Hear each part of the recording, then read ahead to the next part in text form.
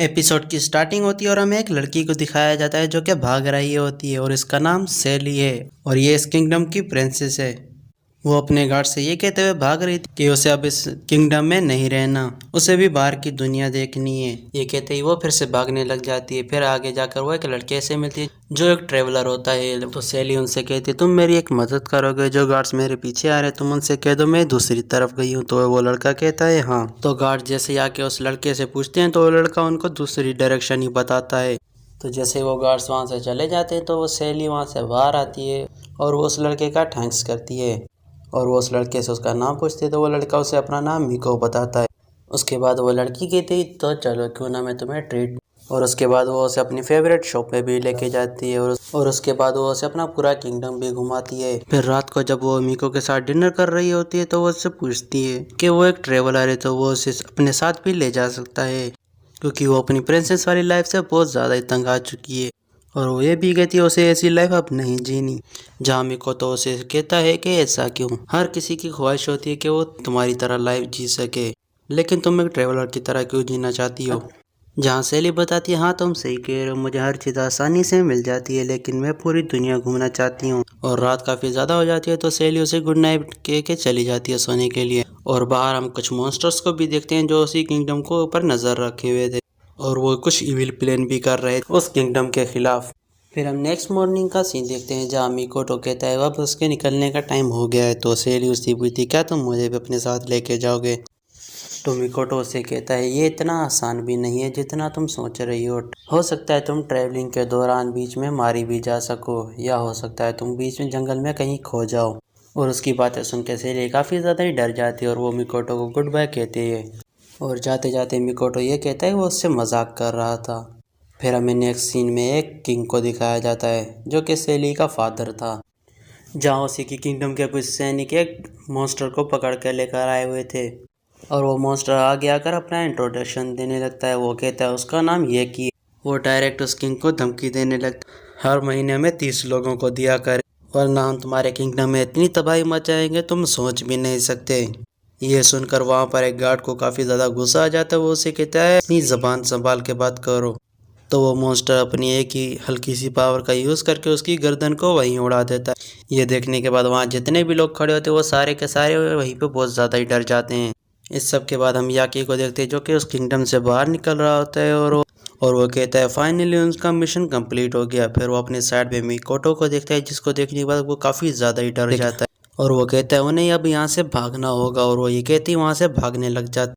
और जैसे ही वो वहाँ से भाग रहा होता है तो मिकोटो को भी उसकी और अब फील होने लगता है और उसे पता चल जाता है आसपास कोई मॉन्स्टर है और उसके चेहरे का मूड भी काफ़ी ज़्यादा ही बदल जाता है और वो उस मॉन्स्टर को ढूंढने के लिए वहाँ से निकल जाता है। फिर हम महल के अंदर का सीन देखते हैं जहाँ पर वो सारे लोग काफ़ी ज़्यादा ही डरे हुए थे उस मॉन्स्टर की धमकी के बाद, क्योंकि उन्हें पता था उनकी करोड़ों की आर्मी भी उनका कुछ भी नहीं बिगाड़ सकती।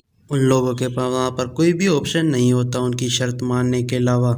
जहाँ पर किंग अपनी बेटी से कहता है तुम यहाँ से जितना जल्दी हो सके यहाँ से चली जाओ, अगर तुम यहाँ रहोगी तो तुम भी यहाँ पर मारी जाओगी। सेली जैसे उन मॉन्स्टर्स के बारे में सुनती है वो भागकर बाहर जाकर उनको देखने चली जाती है। वो काफ़ी ज़्यादा ही हैरान हो जाती है क्योंकि वो ज़िंदगी में पहली बार मॉन्स्टर को देख रही थी। तो हम बाहर खड़े कुछ मॉन्स्टर्स को देखते हैं जिनके साथ उनका एक लीडर भी होता है और वो लीडर वहाँ पर याकी का इंतज़ार कर रहा था क्योंकि उसे उम्मीद थी याकी उन्हें कुछ अच्छी खबर सुनाएगा। लेकिन याकी वहाँ पर आकर कहता है उन्हें वहाँ से जल्दी से निकल जाना चाहिए। याकी कहता है उनका प्लान फेल हो चुका है।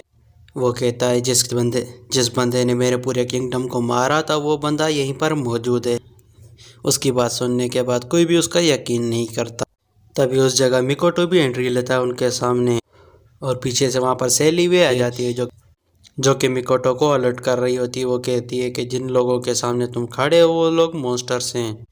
लेकिन मिकोटो वहाँ पर एक क्रीपी सी स्माइल देता है। फिर वो उस मॉन्स्टर अपना इंट्रोडक्शन कराता है जहाँ पर वो कहता है मेरा नाम मिकोटो है। उस मॉन्स्टर का नाम हमें मोई बताया जाता है। मोई जैसे ही मिकोटो को देखता है उसे काफ़ी ज़्यादा ही गुस्सा आ जाता है। वो वहाँ पर जैसे ही मिकोटो को पंच मारने ही वाला मिकोटो वहाँ पर उसका हाथ काट देता है। फिर मिकोटो अपने बालों को वहाँ पर खोल लेता है और अपने माथे पर एक पट्टी बांध देता है और उसके बाद वो एक ही झटके में वहाँ पे सारे मॉन्स्टर्स को ख़त्म कर देता है। उसके बाद वो फिर मोए की तरफ बढ़ने लगता है। फिर मोए उससे पूछता है कि तुम हो कौन। तो मीको कहता है, मैं तुम जैसे मॉन्स्टर के खून का प्यासा हूँ। मैं जब तक तुम सारे मॉन्स्टर को मार नहीं देता तब तक मुझे सुकून नहीं आएगा। और उसके बाद वो मोए की वहीं पर ही गर्दन उड़ा देता है और वो सारे मॉन्स्टर्स को वहीं पर ही मार देता है। उसके बाद वो पूरा खून में लथपथ हो जाता है। सेली उसे देखने के बाद काफ़ी ज़्यादा ही हैरान हो जाती है। वो कहती है कि मीको ने उसके किंगडम की जान बचा दी, वो तो काफ़ी ज़्यादा ही पावरफुल है। उसी टाइम मीको का डॉग भी वहाँ पर आ जाता है और मिकोटो अपने डॉग के साथ अपनी जर्नी के लिए निकल जाता है, जिसे देखने के बाद सेली उसे वहाँ पर रोकने की कोशिश करती, क्योंकि उसे भी उसके साथ वहाँ पर जाना था। वो जैसे ही वहाँ पर थोड़ा आगे बढ़ती, उस मॉन्स्टर के खून खराबे को देखकर वो वहाँ पर वहीं पर ही बेहोश हो जाती। फिर हमें 4 महीने बाद का सीन दिखाया जाता है। सेली अभी मिकोटो को भूल नहीं पाई थी, वो मिकोटो के साथ अभी एडवेंचर पे जाना चाहती थी।